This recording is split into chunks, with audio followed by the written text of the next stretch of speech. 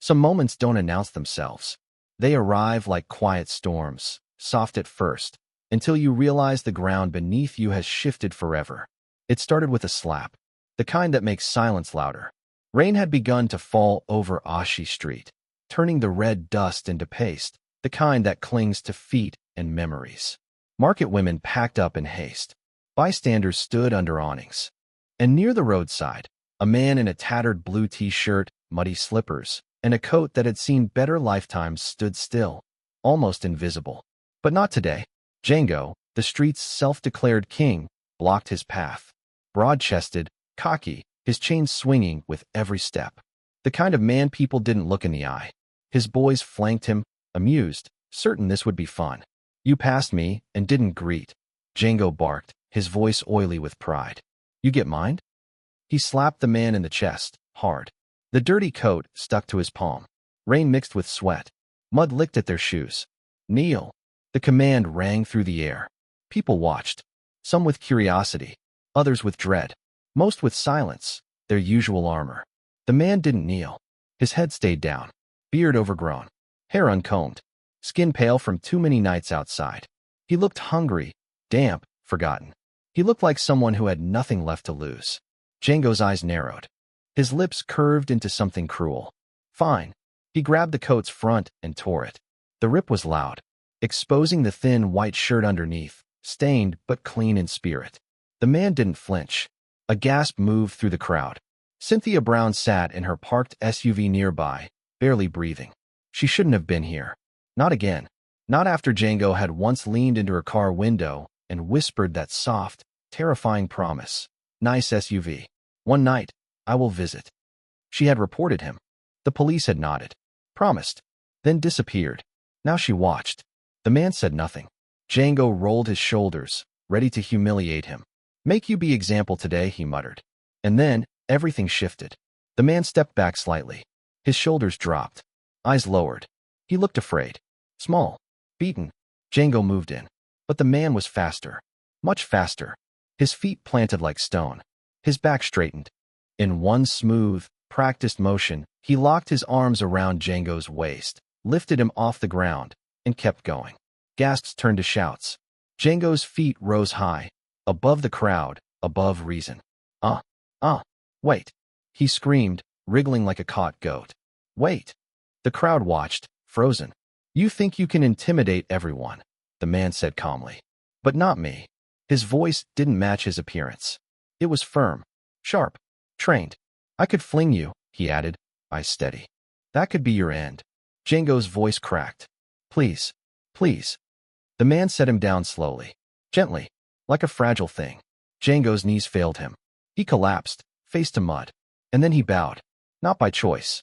By force of fear. Cynthia stepped out of her car without realizing. Rain tapped her shoulder, her blouse, her cheek. Excuse me, she called. The man turned. She didn't see a homeless man. She saw eyes that had seen too much. Stillness, not weakness. And a sadness that had learned to live without tears. Please wait, she said again, walking toward him. People parted for her. No one stopped her. Not even Django's boys.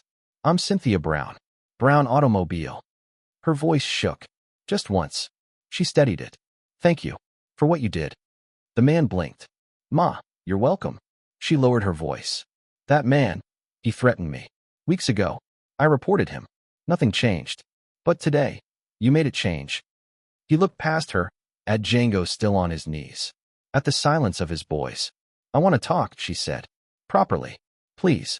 Can you come with me? To your house. His eyebrows rose slightly. He didn't mock. Just asked. Yes, she said, swallowing. I need help. Not the kind you hire and hope. The kind that stands. You stood. The word home did something to him. A door opened in his mind. A clean bed. Warm lights. Pictures on a wall. He had those once. Then another door opened. Bars. Metal trays. The sound of a judge saying adjourned again and again until hope packed up and left. Rain fell harder. Behind her, the driver appeared with an umbrella. Cynthia didn't flinch. Please, she said again, softly. Just hear me out. He stared at her. Not just her clothes or makeup, but her exhaustion. The kind you only get from holding up too much for too long.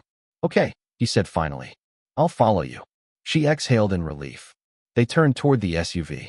Django watched them go, shame and something darker flashing in his eyes. He rose shakily, opened his mouth to speak. But the sirens came first.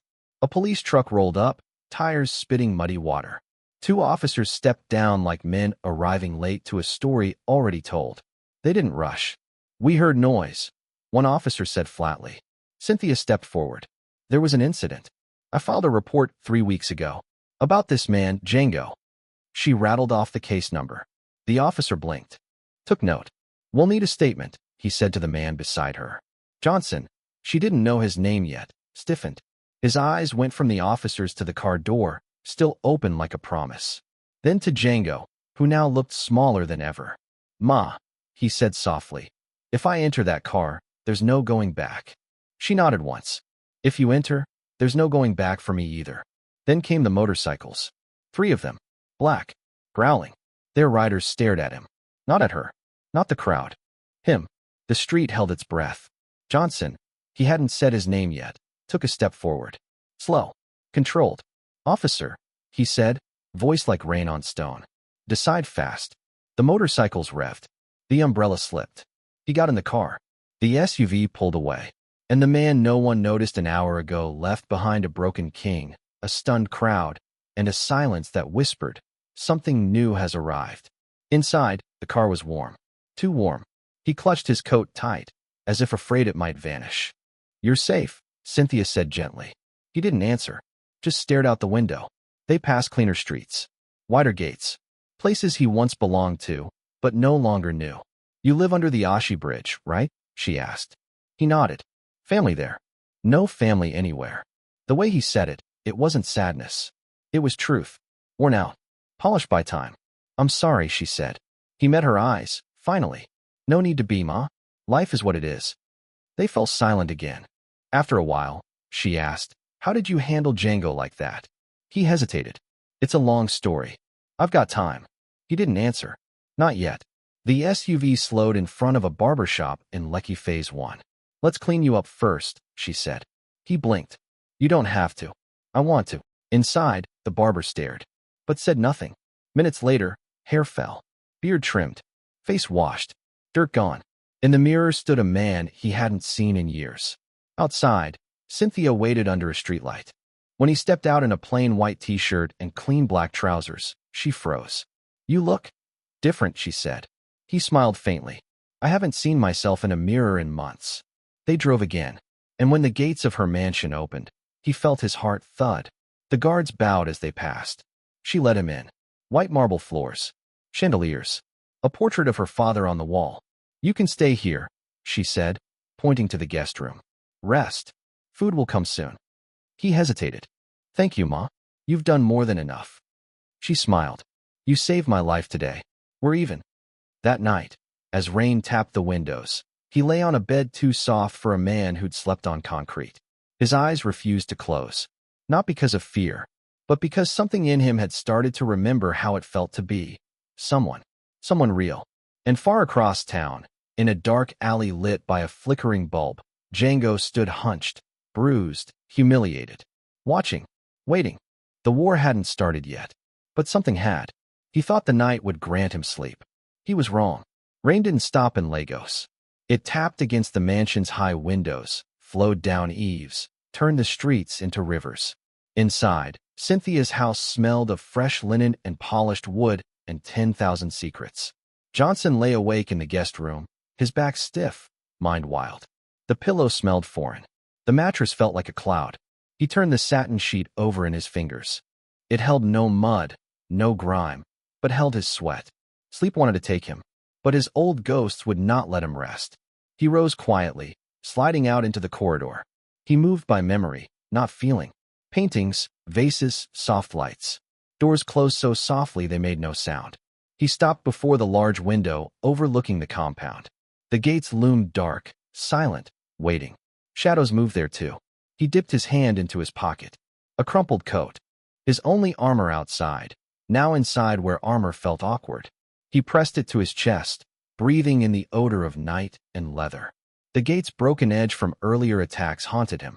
He'd trained for violence, survived whispers, but never peace. Did peace kill men like him, or remake them? He didn't know. He didn't trust either answer. A knock. Soft. Hesitant. He turned. Cynthia stood in the hallway, robe wrapped tight. Her hair damp, her eyes wary. "You awake?" she asked. She tried to sound casual. He saw the tremor in her voice. "Couldn't sleep," he said. "Me neither." Her gaze drifted to the window, and then back. "I'm sorry you had to come through all that." Her voice cracked, just a little. He offered her a small, uneven smile. "I did what I had to." Rain pattered on the glass between them. She stepped forward. "Do you believe me now?" she asked quietly. "That I need more than bodyguards?" He looked at her, wondering which pieces of her story were true, which were lies. "I don't know yet." He kept his voice soft. "But I believe there is something you're hiding." She flinched. She hesitated. And then, she nodded. They sat in the dim lamplight in her study. He watched her fingers fiddle with the edge of a bracelet, the one gold piece she wore. She refused to meet his eyes. "Why me?" he asked. She inhaled. "When I saw you against Django, I felt relief before I knew your face. The rest of the men, they bow to fear. You fought it." Her voice trembled. "Then, I remembered." He waited. Her eyes lifted. "My father, he trusted a few people. One of them was like you, a man who had strength in what he'd lost. His name was Kemi. I don't say more because I don't know more. But when I saw you, I felt," she paused. "I felt the echoes of what he trusted." Johnson's heart clenched. He knew shadows well. He knew how people trusted by forgetting pain. He held on to silence instead of decaying words. "Thank you," he said, strangely. Outside, headlights glinted across the driveway. He froze. She froze. He moved first, toward the window. A black SUV glided across the gate. Its driver's headlights off. "Intruders." She shifted toward the door, but he placed a hand gently on her arm. "Stay here." He crossed the hall, reached the window. The intruder car moved slowly, avoiding light. The guards in the pavilion seemed silent, watching. He felt air shift. Not a car accident. Purpose. He straightened. A plan formed fast in his mind. Cynthia followed him, silent steps. He pushed open the door. Together they moved toward the living room, toward the back corridor, toward the darkness behind the curtains. Outside, gravel crunched. 3 men in dark clothes slipped over the gardens, moving like shadows. One raised what looked like a gun. Johnson stepped in front of Cynthia, his frame blocking light, heart thudding. One man flicked a flashlight. The beam hit Johnson's hardened face, unexpected. "She is under protection," Johnson said, voice steady. The man sneered. "Protection from what, beggar?" Cynthia gasped. One man reached for a pistol. Johnson lashed out. A quick step right. A punch knocked the gun aside. Metal spun and clattered on the marble floor. The intruder lunged, but Johnson grabbed him, twisted his arm. The man tried to scream. Cynthia covered her ears. Another man charged. Johnson met him with a low kick.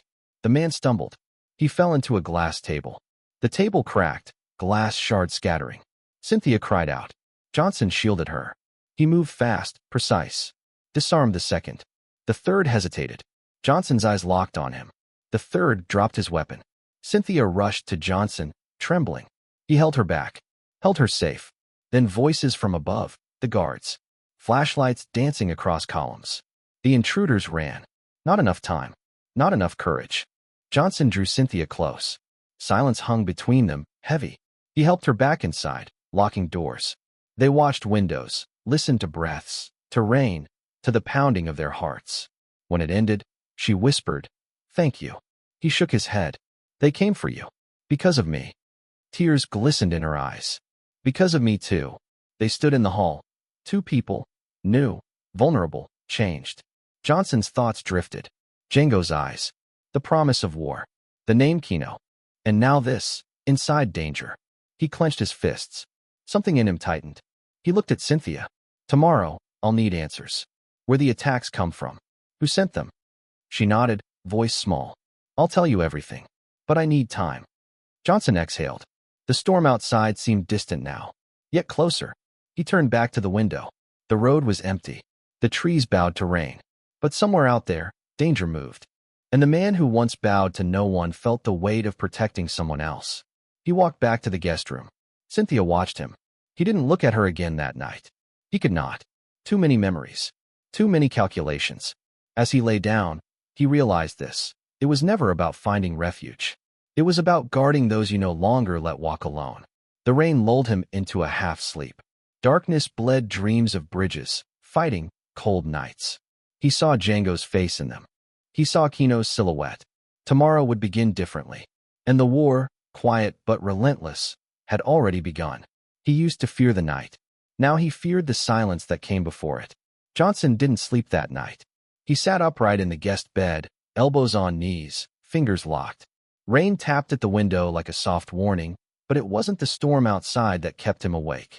It was the echo of footsteps in the courtyard, the memory of the van, the knife, Cynthia's eyes wide with fear, and the voice, deep, cold, calm, that had whispered, "So you're the one who made my brother kneel." That voice didn't leave him. It followed him into every breath, every still second. He didn't know if Cynthia was asleep down the hallway. He hoped she was. She needed rest. But he also knew people like Kino didn't wait long. At 5:42 a.m., the call came. Unfamiliar number. Johnson answered anyway. "Chief," a low male voice said. "We found something." "Talk." "Warehouse 3. Brown Auto East Yard." A message. Nailed to the main gate. "What kind of message?" There was hesitation. "You need to see it yourself." The line went dead. Johnson sat motionless for 3 seconds. Then he rose. In the hallway, the mansion was still dim, but not asleep. A maid passed him silently, nodding with fear in her eyes. She had heard the rumors too. Everyone had. Cynthia was already waiting in the front room, dressed, arms folded. Her eyes met his, and for a moment, she looked more like a soldier than a CEO. "I heard," she said. "I'm coming with you." "No," Johnson said quietly. "Let me go first. I'll call." "You said you wouldn't keep things from me anymore," she cut in. He hesitated. "I'm not a stranger to danger, Johnson," she added. "I've lived inside it for years. I just wore heels while doing it." That made him pause. Then, with a tired nod, he opened the door. The SUV cut through the misty morning like a ghost. Cynthia sat beside him, her fingers tight around the edge of her bag. The streets were empty, but her mind wasn't. She kept stealing glances at Johnson, at the way his jaw clenched when they passed an alley, how his fingers never left the steering wheel, not even for a moment. "Are you scared?" she asked softly. He didn't answer right away. Then, "Fear keeps you sharp, but it doesn't lead." They drove in silence after that. When they arrived at the warehouse yard, the gates stood open. No guards. No movement. Only the wind, whistling softly through the steel beams and abandoned crates. Johnson stepped out first. He scanned the rooftops, the corners. Then he motioned for her to follow. The note was nailed to the warehouse door. It was written in thick, angry red ink on torn cardboard. "The Cobra has come for the champion." Johnson's face darkened. "Kino," he muttered. Suddenly, footsteps. Johnson spun, but not fast enough. A rod cracked against his shoulder. He stumbled forward, pain shooting down his arm. Cynthia screamed. From the shadows, 3 men stepped out, one of them taller, broader. A deep scar ran across his neck. "Kino, you humiliated my brother," he said. His voice was low, almost pleasant. "You think that doesn't come with a price?" Johnson struggled to rise. 2 more men pinned his arms. Kino approached slowly, like a man already certain of victory. "I should thank you," Kino said. "You made a name for yourself. Now I can destroy it." Johnson stared into his eyes. He humiliated himself. Kino's smile vanished. He pulled a knife from his belt. "You'll bleed for that." The first cut was shallow, across Johnson's chest. The second would have gone deeper, but Johnson moved fast. He slammed his heel into one man's knee. The scream was immediate. As the grip loosened, Johnson twisted free, elbowed the second attacker in the face, grabbed his falling knife, and turned just in time to block Kino's next strike. Cynthia was shouting for help, fumbling with her phone. The fight was brutal, close. Kino was stronger than Django, more precise, more vicious. They traded blows in silence. Johnson's shoulder throbbed. Kino's knife cut across his ribs. But Johnson didn't back down. He ducked, punched, turned, kicked. He fought like a man with nothing left to fear. The lights above the warehouse suddenly flared. More footsteps. More men. Johnson's heart sank. They were surrounded. 7 of them now. He moved closer to Cynthia, protected her with his body. Kino smirked. "You're finished." And then, Like a twist in a dying song, another car screeched to a stop. Doors flew open. Uniforms. Guns. Flashlights. Police. But not just any police. Inspector Ojo stepped out. Cynthia exhaled, eyes wide with relief. They came. But Johnson didn't move. Because Ojo wasn't aiming at Kino. He was aiming at him. "Drop your weapon, Chief," Ojo said calmly. "What?" Cynthia gasped. Ojo didn't blink. This man is interfering with official business. Johnson's mind moved fast. Too fast. He saw it now. Ojo wasn't a savior. He was part of it. "I told you, madam," Ojo said with a smile. "The streets talk fast. Some of us listen better than others." Cynthia stepped in front of Johnson, trembling. "You lied to us." Kino chuckled. "Finish it." Ojo raised his gun. But Johnson had already seen the loose pipe at his feet. He kicked it hard. It hit the fuse box. Sparks flew. The lights went out. And hell broke loose. Darkness became a weapon. Gunshots. Screams. Flashlight beams danced like ghosts. Johnson rolled, grabbed Cynthia, and pulled her behind a crate. He disarmed one man with a knee to the gut. Another lunged. Johnson ducked, grabbed the man's wrist, twisted. The pistol dropped. He kicked it toward Cynthia. "Hold it. Don't shoot unless you have to." Cynthia's hands trembled, but she nodded. Ojo shouted orders in the dark. "Kill him." But the tide was turning. A scream. Then another. Kino charged with a blade. Johnson caught his arm mid-swing and slammed him into a steel beam. The knife dropped. The lights flickered back on. Johnson stood over Kino, breathing hard, gun steady in hand. "Enough," he said. Kino tried to rise. Johnson fired once, into the ground near his head. The room went silent. Cynthia stood, bruised but unbroken. The real police, called secretly by Cynthia before the trip, rushed in. Ojo and Kino were arrested, dragged out in cuffs. Their power vanished, like dust in rain. Later, as the sun began to rise, Johnson and Cynthia stood outside the warehouse.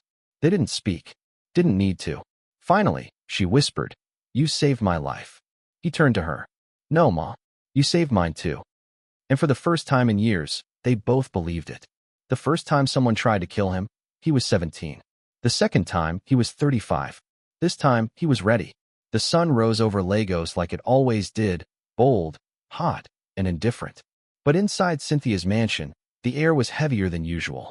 It was the kind of morning that whispered something isn't over. Johnson stood on the balcony, eyes scanning the rebuilt front gate. Welders had worked through the night. Motion sensors were installed. Cameras doubled. But even as the compound bristled with new defenses, his chest remained tight. The enemy hadn't lost. They had simply changed tactics. Below, the guards drilled silently under his command. More discipline. More training. No assumptions. The fight in the warehouse proved what he already knew. Danger didn't come with an announcement. It came wearing a badge or a brother's name. Inside, Cynthia paced the study, phone pressed to her ear. Her voice was calm, but clipped. "No, Inspector Musa, I'm not pressing charges against Ojo. For now." A pause. "Yes, I'm aware that makes no sense to you. But I've learned that noise doesn't fix anything in this city."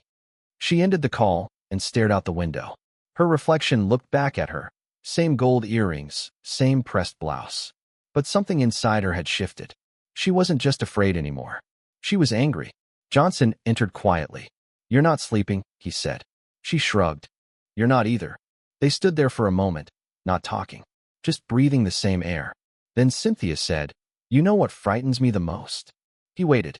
"I keep thinking this is over, that we're safe now, but I can't shake the feeling that something bigger is coming." Johnson nodded slowly. "That's because it is." He walked to the bookshelf and pulled out a dusty file, an old report from her father's days. Inside were security maps of the Brown automobile yards. He laid them flat. They hit the east yard. "That wasn't random," he said. "That yard had the oldest cameras, thinnest guard rotation. They knew that." Cynthia narrowed her eyes. "Are you saying someone from inside helped them?" "I'm saying someone on payroll knows more than they're saying." Her lips tightened. "Then it's time to clean house." Over the next week, the mansion became a base of operations. Staff were rotated, questioned, reassigned. Background checks were reopened. Cynthia's company meetings moved in-house. Johnson began running drills with the guards every morning. But even with the added security, an edge remained in the air, like a violin string pulled too tight. At night, Cynthia found herself listening for things that weren't there. A knock, a voice, a siren. One evening, after dinner, Johnson stood at the edge of the garden, watching the lights of Lecky flicker beyond the trees. She joined him, wrapping a shawl around her arms. "You still don't relax," she said. "I'm not here to relax," he replied. "But this is your home now, isn't it?" Johnson turned to her, slowly. "I'm still learning what that word means." They were quiet for a while. Then Cynthia looked at him and asked what had been sitting in her chest for days. "Do you think Django's men are still out there?" He didn't answer immediately. "Yes," he said, "but they're not acting on their own anymore. Someone's bankrolling them. Someone bigger than Django. Bigger than Kino." "You mean a syndicate?" "Something like that." Cynthia's throat went dry. "So we're just the beginning? Or the example?" 3 days later, the first letter came. It wasn't delivered through mail. It was left on the windshield of Cynthia's SUV, neatly folded. No envelope. No fingerprints. She opened it with gloved hands. "One man can't protect you forever. Ask your father how far money goes when the fire starts." There was no signature. Just a black mark at the bottom. A crude drawing of a cobra. Johnson read the note 3 times before speaking. "They've stopped hiding." "What do we do?" Cynthia asked. He looked her in the eye. "We don't wait for the fire. We take the fight to them." That night, Johnson called in someone he hadn't spoken to in years. His name was Malik. A quiet ex-soldier with eyes like broken glass and scars he never explained. They met at a safe house off the 3rd Mainland Bridge. Cynthia waited in the SUV while they talked inside. Malik lit a cigarette and exhaled slowly. "So, you're finally crawling back?" Johnson didn't smile. "I need intel. Fast. And quiet." Malik raised an eyebrow. "On who?" "Whoever's running Django and Kino. Whoever owns the streets now." Malik stared at him for a long time. "You know what they call you in Ajagunal now?" he said. "The man who made the devil beg. Some people pray to you, Johnson." "I'm not interested in prayers." Malik smirked. "No, you never were." He crushed the cigarette underfoot. "Give me 48 hours. But be ready. You won't like what I find." Back at the mansion, Cynthia sat in the garden, hugging her knees. The stars above blinked like tired eyes. When Johnson returned, she looked up. "You trust him?" "I don't need to," Johnson said. "He hates corruption more than he hates me. That's enough." Then he sat beside her, and for the first time in weeks, she reached for his hand without thinking. Not because she was afraid, but because she was tired of being strong alone. At 4:12 a.m., Malik called. No words. Just a location ping. Johnson didn't wait. He left a note on Cynthia's desk and slipped out before sunrise. The location was a burnt-out nightclub in Suralere. Half the building had collapsed. Inside, graffiti covered the walls. Old flyers fluttered on broken tables. In the far corner, under a shattered spotlight, Malik stood with 2 others, both masked, both armed. He handed Johnson a flash drive. "This is who's behind it," he said. "Names, dates, photos, bank wires." Johnson plugged the drive into his phone, and what he saw made him go still. "Cynthia's company is being used," Malik said, "for laundering money, through fake contracts. Someone's setting her up." Slowly, Johnson's face hardened. "Who?" Malik stared at him, then said the one name Johnson didn't expect. "Her late father's best friend. Some people fight wars with guns. Others fight with silence, with memories, with the weight of truth too heavy to carry alone." The drive back to the mansion was silent. Johnson's hands gripped the wheel tighter than necessary. The city passed in a blur, streetlights, hawkers, restless roads. But his mind was stuck on one thing: betrayal. Cynthia's father had built Brown Automobile on trust, on handshakes and quiet power. And the man who stood beside him through it all, his oldest friend, board member, and godfather to Cynthia, was the same one selling her name to criminals behind closed doors. Johnson had seen the bank wires, the signatures, the encrypted emails linking their shipments to syndicate laundering. And worst of all, he saw one phrase repeated in the messages: "The girl knows nothing." He parked the SUV and sat for a moment, the engine humming beneath him like a warning. Inside, the lights were still on. Cynthia hadn't slept. She was waiting in the living room, curled up on the couch in her robe, a cup of untouched tea by her side. The second she saw his face, she sat up. "What happened?" she asked. Johnson didn't speak.